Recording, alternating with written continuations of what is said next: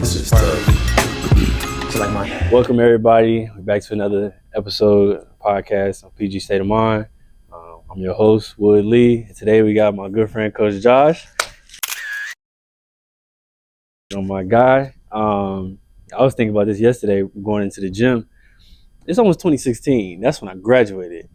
But I knew you from when you was with KG at Heights. So I was a little kid at that point. That's 14. I'm going on probably 14 years ago. Yeah, so time flying, but it's good, full circle moment, come back around to this. I'm getting old. That's what it is. That's what it means. Hey man, this right here is just new for me. This room, they call it the legacy room. So that's different for me. We used to watch it in the little classroom downstairs. Yep. Pool's classroom. Coach Pool's time flies, man. The locker room, all the updates. So as jealous I am of not having the upgrades when I was here, it's so good to see coming back here and being able to see, the upgrades that everybody can do and everything is still going on. So it's beautiful. Well, like we talk about all the time, like, and you know this because you've been around since you were little, but like it's a family, of course. And so everybody who came before this group, we remind them this all the time, like. You don't just play for yourself. You don't just play for the 24-25 team. No. You playing for all them guys that came before you. So like y'all help build all of this stuff. Because without y'all, like we don't get any of this. Right. You know what I'm saying? So everybody, even though you guys didn't get to actually enjoy, you know what I'm saying? Exactly. You know what I mean? Y'all had the jail locker room. right, man. But I mean, like, but truthfully though, without y'all, like we don't get any of this stuff. You know what I mean? So we're like KG and I always say, man, we're blessed and fortunate that we've got the coach guys like you. For sure. You know what I mean? And you guys help add to the legacy that we've tried to build here. And again, we're in the legacy room that our legacy that all of our players have brought here has helped build. So it's like I say, it's dope for me too when y'all come back and being able to see the stuff that y'all helped build. So the main part of why I started this page and everything is really starting with why people do the things that they do.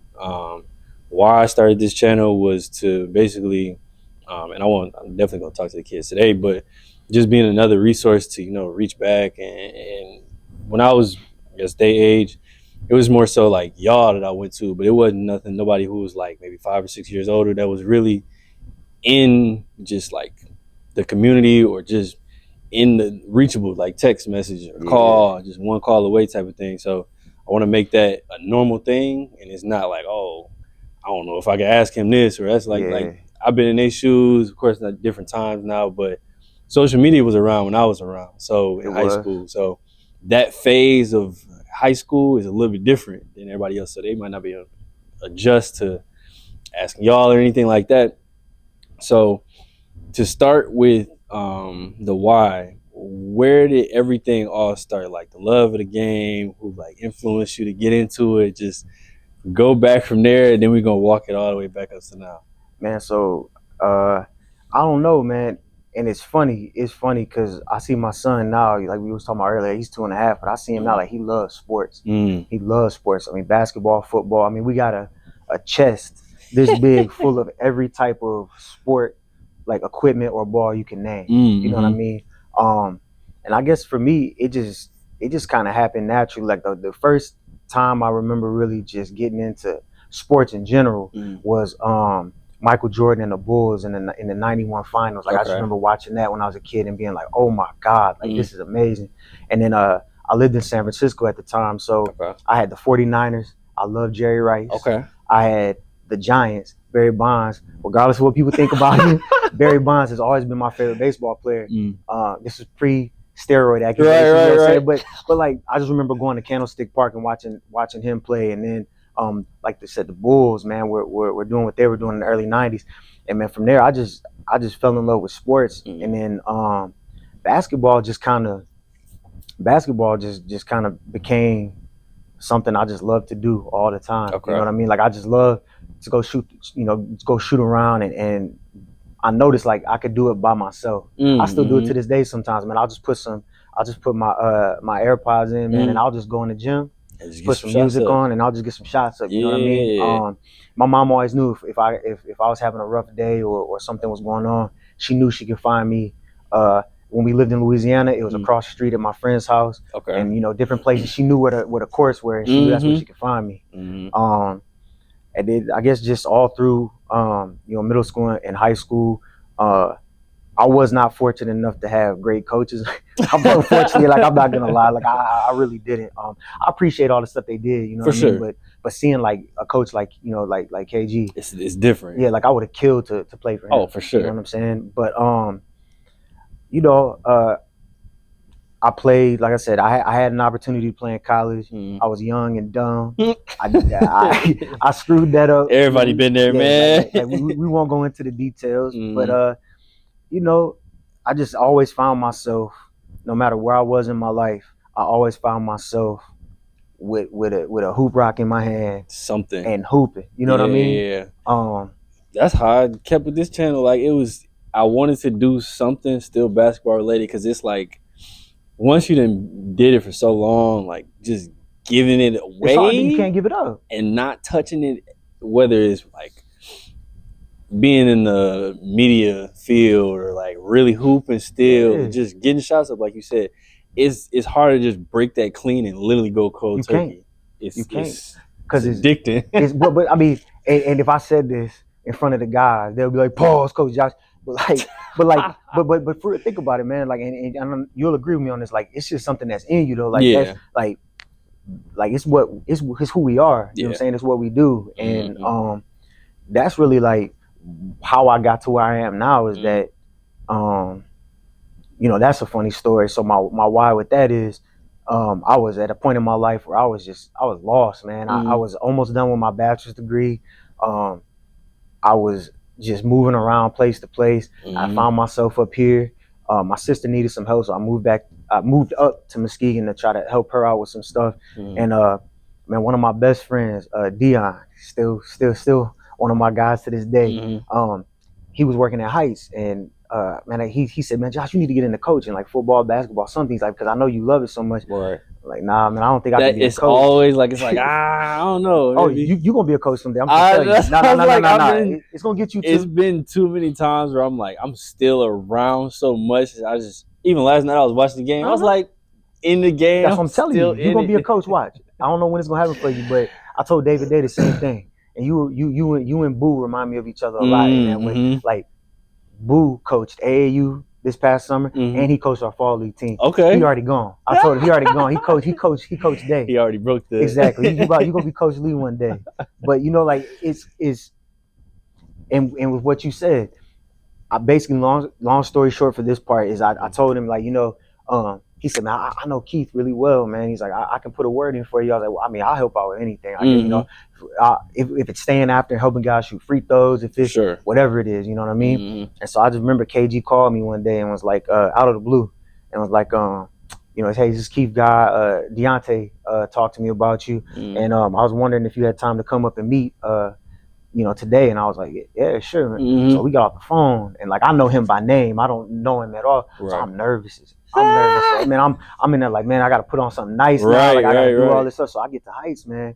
And but you knew of KG before. I knew of. Okay, what's funny is he don't even know. I don't think he knows this. I hooped at Cyphers. I went to Cyphers one day with some of my boys to hoop, and KG was out there hooping. And that was that's crazy, ain't it? But he don't even like he wouldn't even remember it. He's played so many games, he wouldn't even remember. But I remember it though. Right. You know what I'm saying? And so I just knew him by like name and reputation. I didn't know anything else. And we sat down. I was nervous as hell the whole time. We talked. I'm sweating bullets. I get done. He was real cool. We get done, and I'm like, he ain't about to call me, man. Like, he don't need me. You know what I mean? Right. So I go about a week and a half goes by, and like I thought, I was like, yeah, he got better things to do than call me back. I ain't nobody. Right. Lo and behold, man, he calls me and says, "Man, we play Big Rapids tonight at Heights, man." He's like, "You think you could come?" He's like, "I want you to come back and meet the coaches after the game." So me, my brother-in-law, Kel, Dion, we roll out, watch the game. I go back and meet Mo and Mitch, because, they were yeah. And they brought me on as director of basketball operations, man. I drove all over Michigan, scouting, doing all sorts of stuff, man. And it was over for me after that. It's too far in. It is, man. And that next year we moved over here to Muskegon, and he basically told me like it ain't no more Novo now. Right, like, you got a coach now. For sure, you know what I mean? And I'll never forget my welcome to coaching moment was we were practicing down in Redmond Potter, and man, we was getting after it too, and I was on the side just being quiet. The KG blew his whistle. He looked at me and he said, either you gonna coach or you gonna go sit your butt down. Man, listen, as soon as he blew this one again, I was like, get to the game. You know what I mean? I was going crazy. But yeah, ever since then, man, I've been here, and I've gotten to like develop relationships with guys like you and Mikey, and just D now, having D on the staff. Right. Like, that's huge for me. So talk about how, because I got my own story of the transition from going from where I was at Shores to here. When you got the call or the change that y'all was going from Heights to Muskegon, and a lot of people don't know the train track dynamic. Yeah. So from where I'm from in Maryland, it's like DC and Baltimore. So that's crossing over that line. Oh yeah. If you say you're from somewhere, it's like nah. Get that right. I'm from over here. So talk about the transition from when that happened, when you got the call, and everything was on the same page at that point. Man, I was in KG's basement, and we were just kicking it, and he told me that he was gonna take the Muskegon job, and that he was bringing me with him, and I was like, bet, let's do it. And then I just remember that next day, man, Kale, Dion, calling me. Phone blowing up. I'm telling you, and I'm like, hey, look, I can't, you know what I mean? I can't tell y'all right. Nothing. Like, even though y'all my guys, like, I can't really tell y'all nothing. But I just remember that was my phone. Oh well. but I just remember that. To be honest with you, I remember the first thing I remember is the hate. I remember that anger, man. Like, people were so mad at him, and I think back to it now and I laugh, because it's like, dude, y'all were so mad at this man for doing something that any of y'all would have done. I related to the Deion situation, Deion Sanders. Like, people want everybody to be in one position for so long and never leave, never get improvements, and like just thug it out all their life. It's like, who would live like that? Why not? Go somewhere else. He built up Heights. Yes, he did what he had to do there. He was there for I don't know how long. He spent his time there. He did. He paid his dues. He paid his dues, and that's his alma mater. And I know, and not getting too far into the backstory of it, but I know for a fact that he held on until he got the rug pulled out from under him. For sure. Like, he held on until he basically was told, like, you don't have a job. Right. You know what I mean? And so it's like, okay, like, what you supposed to do? What you supposed to do now? You know what I mean? And so that's the first thing I remember. But then I remember the first night we played at home, and I remember, actually, I got a better one. I remember we played Chicago Curry here in our showcase. And I know you were here. Yeah. We had the black jerseys. And there was rumors of the black jerseys, and people were so mad. We don't wear black jerseys down here in Muskegon. And I'll never forget us running out of the locker room. I stood out. I normally don't. I don't anymore, but I stood out, kind of peeping through the door right there. And the Heights people that rolled with us, the Heights people were going crazy. Yeah. And then I just remember throughout that season, it started to come together and come together and come together to where, it culminated that next year winning the state championship. Right. I remember looking in the crowd and seeing people from Heights, seeing people from Muskegon, seeing people from, Oak Ridge, Norton Shores, North Muskegon. Like, everybody was there rocking with us. And I feel like since then, man, it's kind of been like that. Like, it's really been, look at the guys we've had here. Like, we had you and your brother coming over from Mona. We had Jarvis come from Mona. Yeah. You know what I mean? People from Grand Rapids. We had Sam. We had Sam Cornett and his sister come from Granville. Trail come from Grand Rapids. Daryl this year. Yeah. And then, like, we had J.O. We got J.O. now. Yeah. J.O. came from North Muskegon. Yeah. And his little cousin's here, his ninth grader. He came from North Muskegon. So, like, you think about Tyson. Tyson came to the middle school from Grand Haven. Okay. You know what I mean? So you think about, like, what we've been able to do here. I think about, again, that's why I laugh. Like, I think about that initial, that first day after taking the job and all the hate and anger. Man. And then I think about now, and it's like, man, it's a beautiful thing. We got kids from all over. Everywhere. And you look in the stands like last night, you looking in the crowd. Mm-hmm. There's people of all different shapes, colors, everywhere yeah. rocking the M. For sure. And like it's tough. I always think of, because me and Pitt came across on the same timeline. Yes, like you did. We was in summer school class. I always tell this story. Me and him was in summer school class at Shores. Like, I can't remember when it was, but it was sometime in the morning. We heard that KG was coming over here. We had always, of course, we were like ball boys, little kids and stuff like that. Our parents being at the games all the time, sitting underneath the basket in that corner.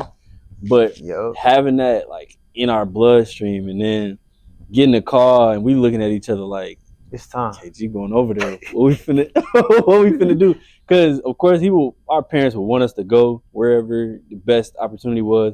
But Heights was a stretch to just throw us in there. You feel me? So he went to Muskegon and it was like, okay, this is hood adjacent, if you want to say, from. Especially with night and day from where we was at the Shores. Oh yeah. And no knock to Shores, but the opportunity that we had here to, grow up as young men, like just being, like you said, having a good coach or having a good system around us. Because it wasn't just KG, it was like you and then Coach Fairfield here. Like, these are people who can teach us more than just basketball and football, and teachers here that's just more than teaching. Like, these are life lessons that you learning as a 16, 17, 15, however old. For sure. Getting those so early, and like that week after we got the call, it maybe been a couple days, we was plotting. We was like, hey man, we're finna go talk to our parents real quick. We're finna see if we can make that move, because we had always been talking about like being at Shores together.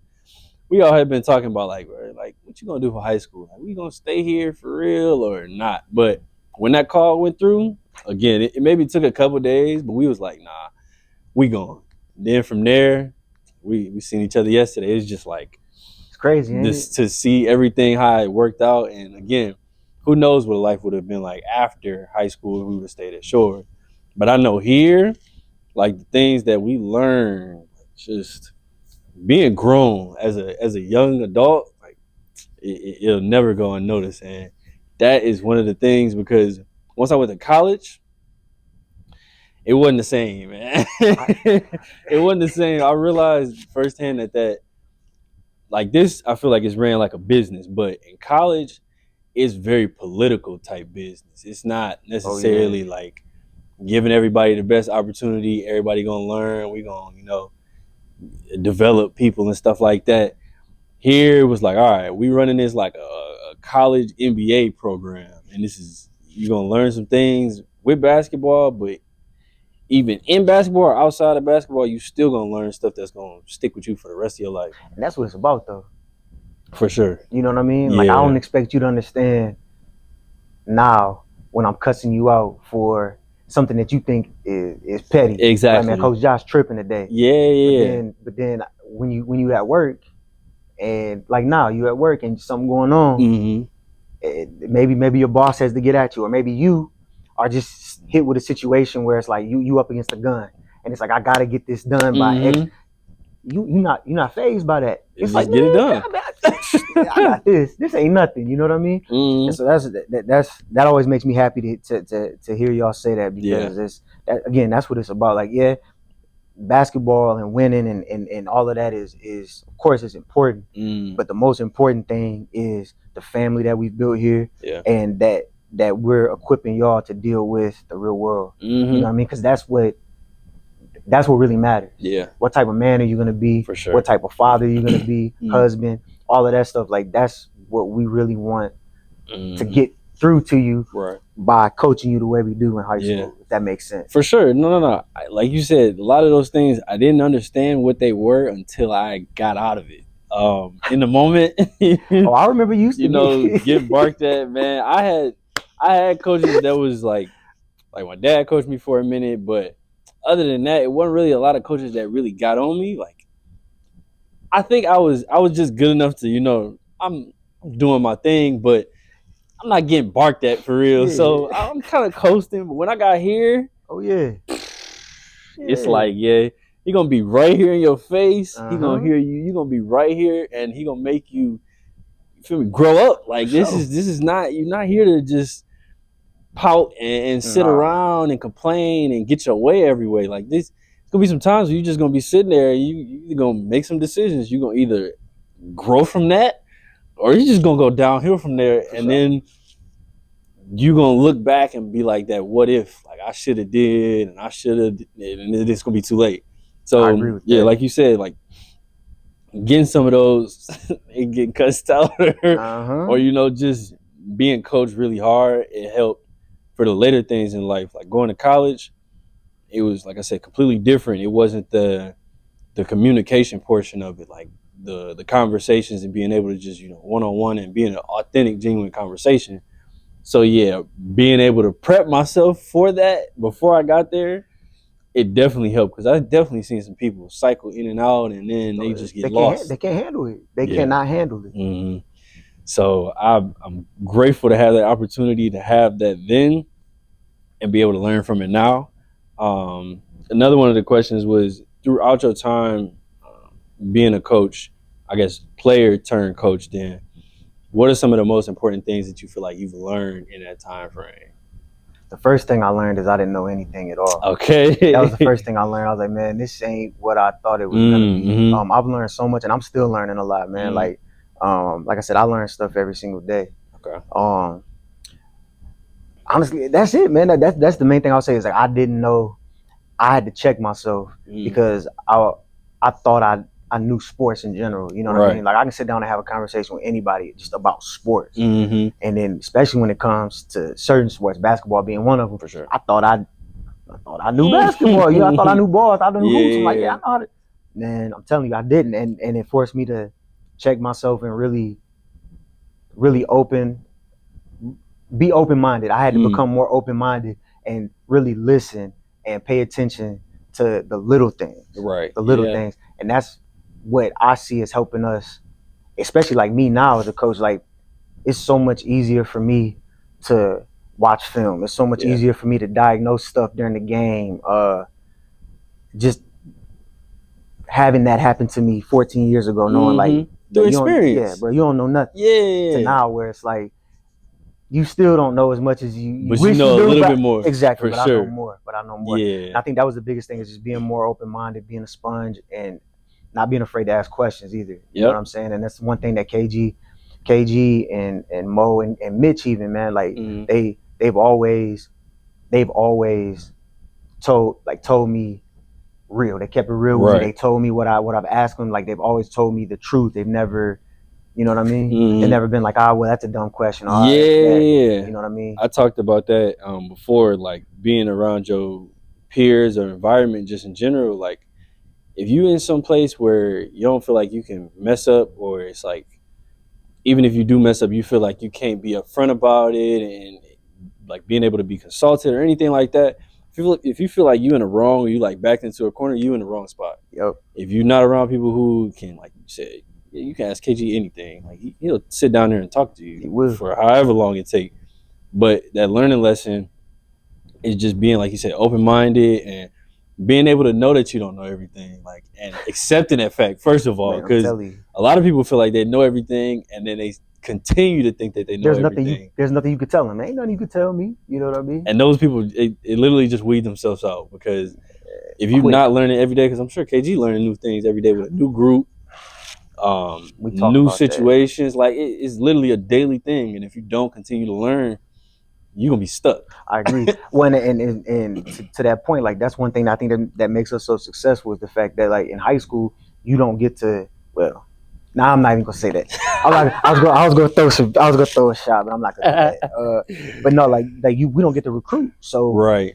So, you know, in college and the NBA, like, you can, for better or worse, you can pick your team. For sure. Here, like, we can pick our team to a certain degree. Yeah. But like, we got to deal with the cards that we're dealt. For sure. And again, we've been very, very fortunate and blessed to have a ton of talented dudes come through here. But again, like you said, we still have to morph and adjust and keep up with the times, even like Yeah. changing the way we do some of the stuff we do. You know what I mean? Mhm. Changing some of the maybe the way we practice, or maybe the amount of time we give guys off now and things like Mhm. that. But the biggest thing is, I think that's been our one of our strengths is the ability, and KG's one of his biggest strengths is the ability to just morph Mhm. like that and pivot. Like he can sure. pivot better than anybody I've ever seen. And so it's like we have a group that might not be a great shooting group. Mhm. We're gonna find a way to generate offense. Yeah, You know what I mean? Obviously, we're gonna get it on defense for always, sure. but we're gonna Absolutely. find a way to generate offense. Mhm. Well, now we have a team that can shoot. Well, that opens some things up to do. So New plays. exactly. Yeah. So like yeah. people always ask me, like, this year's team, super talented, but different than last year's team. For sure. And the same thing with last year's team, super Mhm. talented, but different than Jordy Sid and Boo's team. Exactly. That was guard heavy. Yeah. Like, you know what I mean? So Mhm. your guys' team, guard heavy. Right. You know what I mean? So that's the one thing that's again, it's been awesome to see, going down in that trophy case and being able to look at. I do it every day, or going back to my office, I'll just look at the trophy case and just laugh, thinking about a memory from that season. Yeah. You know what I mean? And be like, man, this team was like this, and that team Right. was like that. Completely polar opposites. Exactly. But still getting, making it work. Like y'all getting to the Breds. We didn't even get to the Breds, and I was like, that was crazy though, because y'all's team, and I tell people this, y'all's team was like, you would look at that team and say that team isn't one of the better Muskegon teams, but we would go get it. But exactly, like we were grimy, we were Mhm. dogs. I was just telling Daryl, Dave, and Elijah this morning about the Zeeland East game. Ooh, Down 21 boy. with 4 minutes left. Yeah. And we came back and snatched the cheese Yeah. on and beat them by 1. Yeah, You know I what I talked mean? about that in the previous one, because that's how I got my scholarship. Exactly, and I Like, told them that too. That was the only game that the head coach could make before their tournament run. yeah. And he was there that night. And I ain't gonna lie. First half, I told him, I said, we played trash. I said, but then I told him, I said, one of the best individual performances I can remember from was like you went off in the second half. Mhm. Like, you had some assists, you had some steals. Obviously you made a couple big threes, had a couple big buckets, but like that group was just y'all were tough. Yeah. I mean, and think about it. We had the most underrated. I got a call. I got to give him a shout out too. The most underrated center in Big Red history, Kool-Aid. Lade has to have the state conference something record for charges. 6'1" For charges in the season. That dude took like 3 charges a night. Yeah. Like, absolutely. but again, we came from having a 6'10", 6'11" rim protector Mhm. to having 6'1" Lade. Right. He protected the rim in a different way. Mhm. You were afraid to drive down there because he was going to take a charge. For sure. You know what I mean? And even him, well, first of all, the scribs that you get from the charges, that's an incentive. Come on, but seeing Kool-Aid take all of them made everybody else around him like, he get all the scripts. we're gonna get one of them too. For sure. So you get that again. That's just being around your environment, being able to build everybody up. And Kool-Aid also, like, Kool-Aid would be, he's a silent, behind the scenes leader. Like, he might not be as outspoken as everybody, but when he was saying a couple words, must listen. You listening. Because you listen, or like, I mean, let's keep it real. We've all been in locker rooms before. The good locker rooms are the ones where you can hold each other accountable. For sure. But then you always got 1 or 2 dudes that are cut a little different than everybody else. Yeah. Where it's like, hey man, all right, you right, bro. I'm gonna chill. I'm chill. Because Lade would, you know what I mean? Kool-Aid snatched the people up. That's what I'm saying. He'll snatch you up. Yeah, You know what I mean? Snatched a couple And you need that. For sure. You know, like a lot of people disagree with that, but you do need that. Absolutely. You know what I mean? So you wanna we can just go down there. All right, bet. Yeah. And then like I said, I want to keep going though. I'm having fun. Yeah, I don't know. for I don't sure. know if I'm giving you anything good. Yeah, man. It ain't no, like I said, ain't no structure for real. We just chopping it up. So to pick up where we left off, we was talking about how we got to where we are now, coming to Muskegon and everything transferring over. The last thing I wanted to ask was some things that you would pass down to the next generation, that you try to implement, of course, with you working in the school, but also being a coach at the same time. The biggest, I can't even say the biggest thing. There's so many different things that I've learned and I've seen, but I guess, one of them would be, always be you. Something that KG's been saying a lot this year is no one's better at being you than you. Right. And it's even caused me to, again, like we talked about earlier. Actually, I don't think this mic. Oh, it is. I ain't see this. I didn't see that light. You good? I recorded the whole thing, and the mic was literally in there, but it wasn't on, so it was just muted. It's like the mics wasn't on, but it was something plugged in, muted. So I didn't learn just to edit this stuff. I feel you. So yeah, you go probably ahead. wizard at editing stuff. You sitting on my computer just trying stuff, but yeah, that's what you got to do. For sure. You got to try. Yeah. If you again, like we talked about earlier, you got to be open minded and learn. That's the only way. And learn doing it yourself. Trial and error. That's the best way to do it. Yep. But yeah, just be true to yourself. Like be you. Mm-hmm. I feel like especially nowadays, man, like everybody's trying to fit in with something. They're trying to find like a clique to roll with, right. Or you know what I mean, whether it's political, whether it's fashion, whether it's even like sports teams and stuff. Mm-hmm. Everybody wants to feel like they're a part of something, and to me, sometimes, I mean, that's good, but to me, like sometimes you just got to be, like I said, be true to yourself and be true to who you want to be. Yeah. The other thing is, like we talked about earlier, got to be open minded. Mm-hmm. Have to be open minded. There's so much of this world, and you and I kind of touched on it downstairs, like in Muskegon. It's almost like there's a dome around Muskegon. Yeah. You know, a lot of people are afraid to leave because this is all they know. But like once they do leave, like you were talking about, once you got out of here and started seeing Wisconsin, started seeing DC, and it's the different places you've been now, it's like, wow, man, and this is just the US we're talking about. Like there's so much out here. Yeah. You know what I mean? So being open-minded to different people, different places, different cultures. And another thing that is kind of an emotional topic for me, but another thing that is huge is taking care, along with being true to yourself, taking care of yourself, like mentally. Yeah, for sure. That's another thing with nowadays, and especially with young people, and especially with like Black culture. Mm-hmm. We don't do a very good job of taking care of ourselves here. For sure. And I think that's another big thing too, is making sure that we're all good mentally, emotionally, and obviously physically, staying active and stuff like that. But the mental, man, is such an important thing that often goes unlooked, or unnoticed, or it doesn't get taken care of enough. So that's another thing I would say, definitely. I think that part of it, when you talk about like moving out of your normal space, I think that'd be the biggest thing. Like people don't want to restart. You're like, oh, I built this community, whatever. I've been here for however long. I want to move and restart and like kind of not reprogram, but like make a new you in a sense. Yes. Like you can't be the same person that you was in your hometown, because if you leave there and try to be that person somewhere else, it's not the same place that you grew up. So it's not even gonna work there. Like that's when I feel like I grew into more of like knowing myself and stuff like that, and like being comfortable with being myself, is when I moved to a different place. Because then I'm like, it's somebody else somewhere else that probably is in the same stuff that I'm into, and then we can click. Of course, with basketball, that's easy, but like just other stuff, going out to watch basketball games other than just playing, like little stuff like that.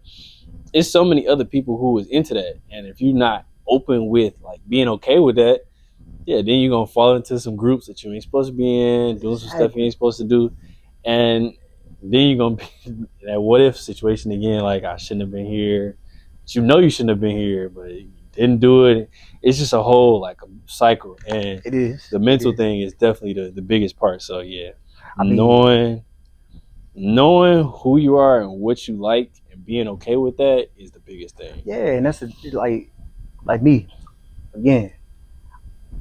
Like, you've known me for a long time. I'm a goofy, like I'm a goofy dude. Like, you know what I mean?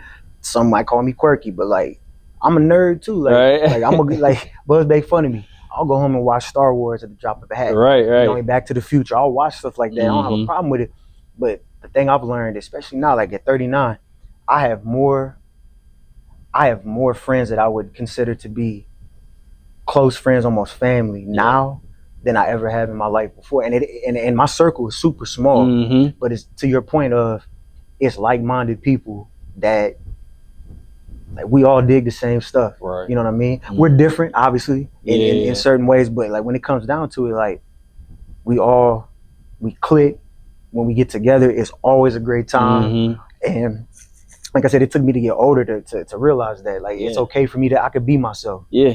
You know what I'm saying? I could be goofy. I could crack a corny joke, and they gonna be like, man, that's corny. Josh. That's corny, but that's funny. Like, Right, we gonna laugh about it. Yeah. So you're right, man. And I hope for y'all that y'all can figure that out sooner than I did.